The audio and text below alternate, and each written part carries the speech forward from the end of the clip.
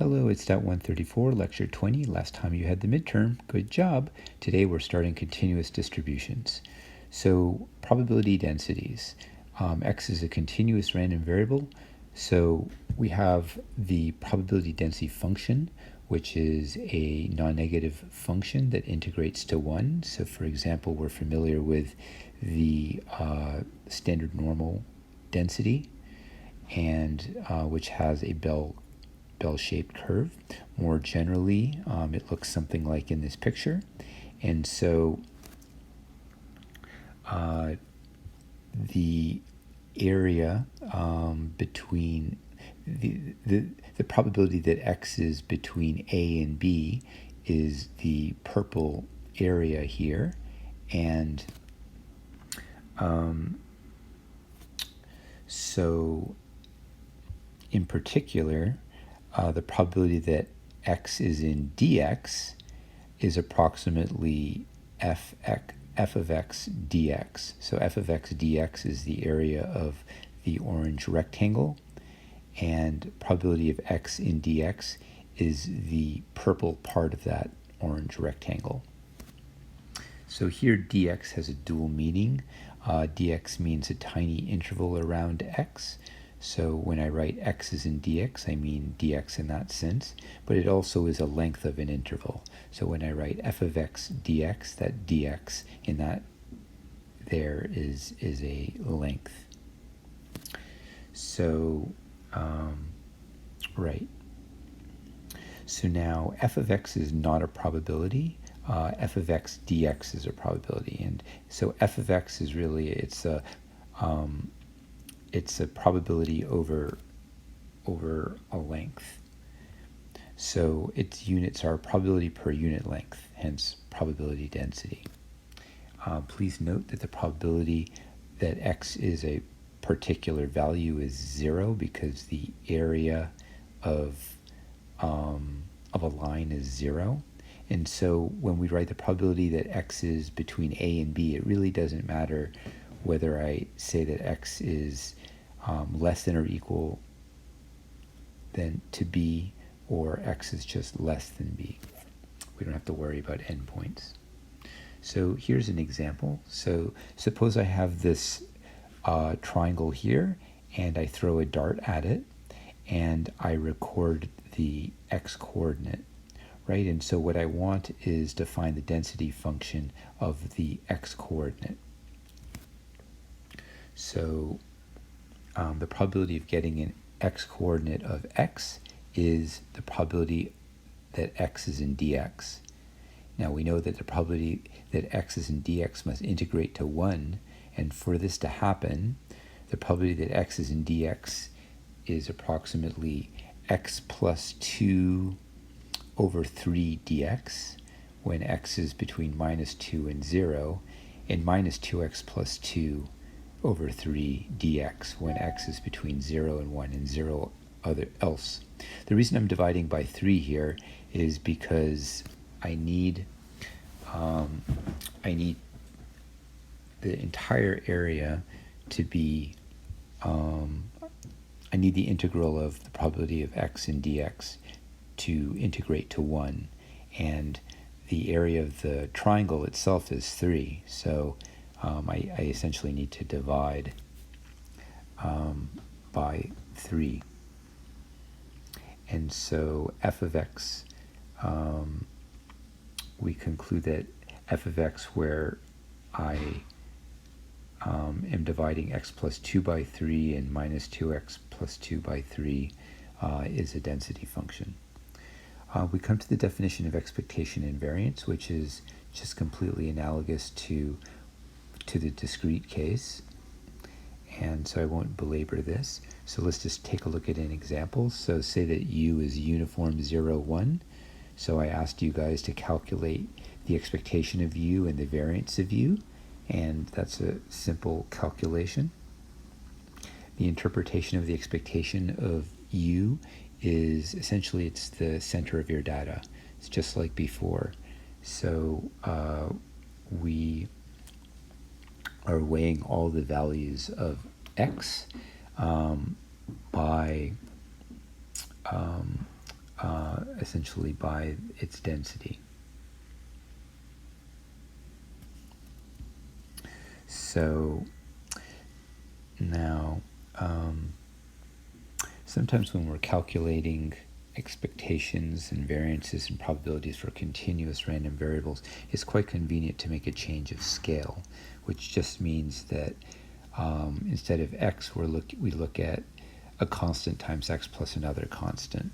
So a famous example is if x is normal mu sigma squared, then the standard normal is we just normalize x minus mu over sigma, which that is a change of scale.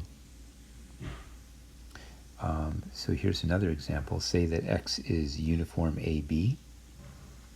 So that means that the density here has height 1 over b minus a, because the total area has to be 1. And we want to find the expectation and variance of x. It'll be much easier to make a change of scale here. So x is related to u by a change of scale. Namely, if we subtract x here by a, that will move the left-hand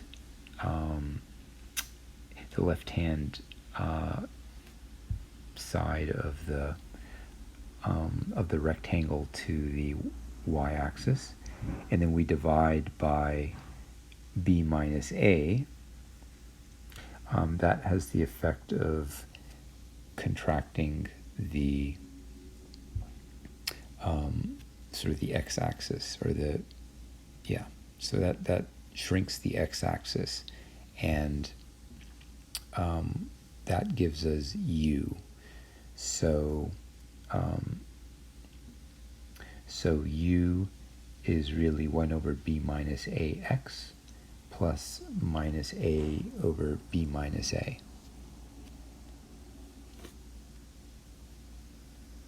So just to make that a little bit more clear, so for the standard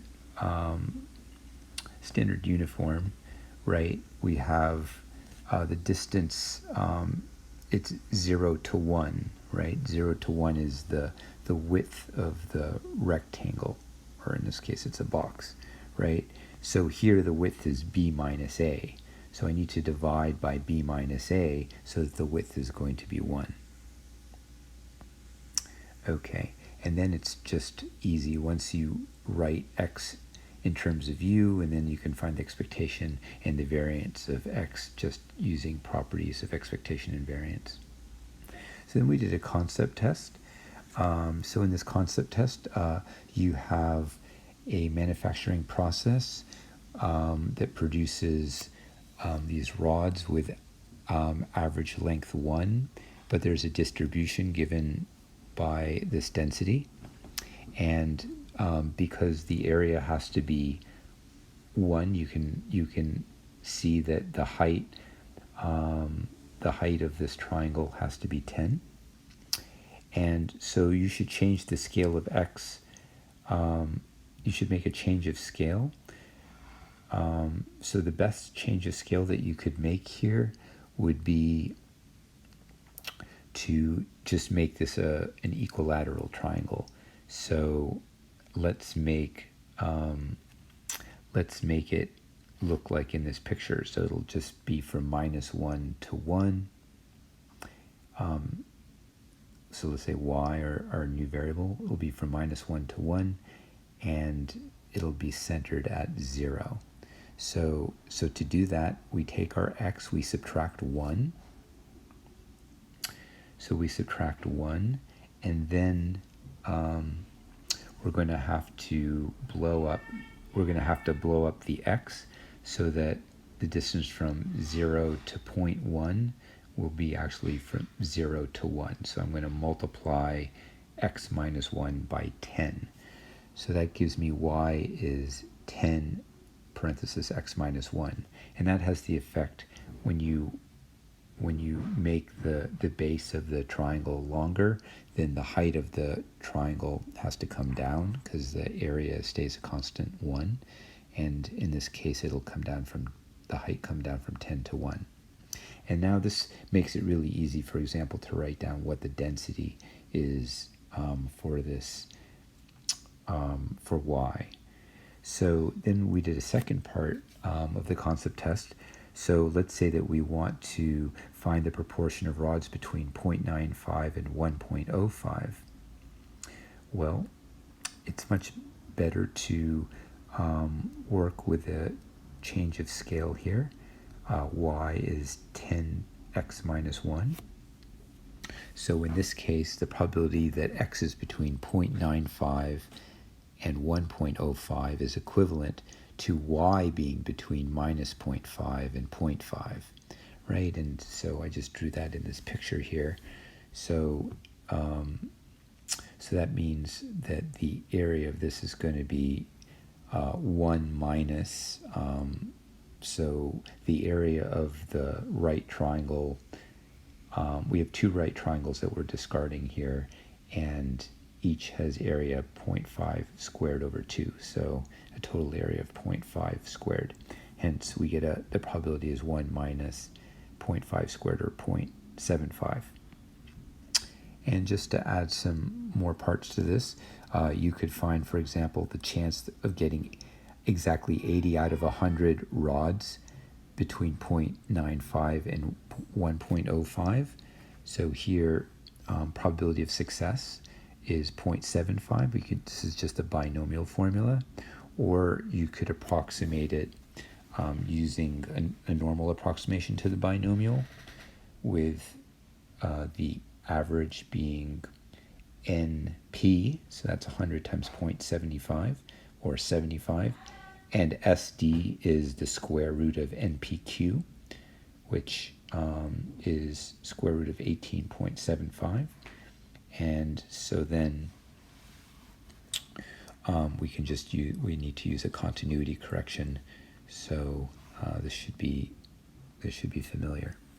Finally, we didn't actually have time to do this in class, but just to finish off another part of this problem, let's say you wanted to find the variance of the lengths of the rods, right? So to do this, it's much easier to do this with this change of scale.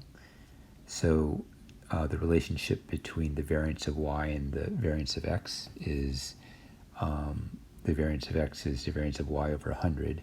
But to find the variance of y is really easy, because the expectation of y is 0, and the expectation of y squared, well, what's that? Well, our density is even. It's symmetric around the y-axis.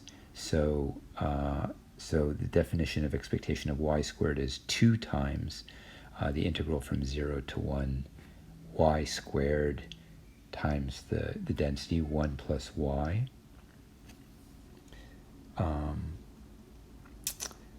So here I'm using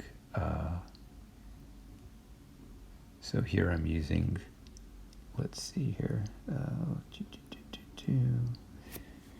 sorry, this is minus 1 to 0 I meant here.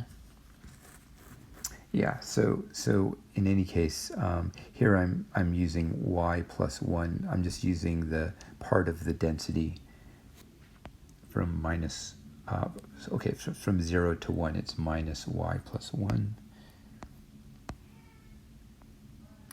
So actually, there's something a little bit wrong about this. So I should be, oh, I see. Oh, I'm sorry, hold on a second here. Yeah, so it's 1 minus y here. Sorry about this.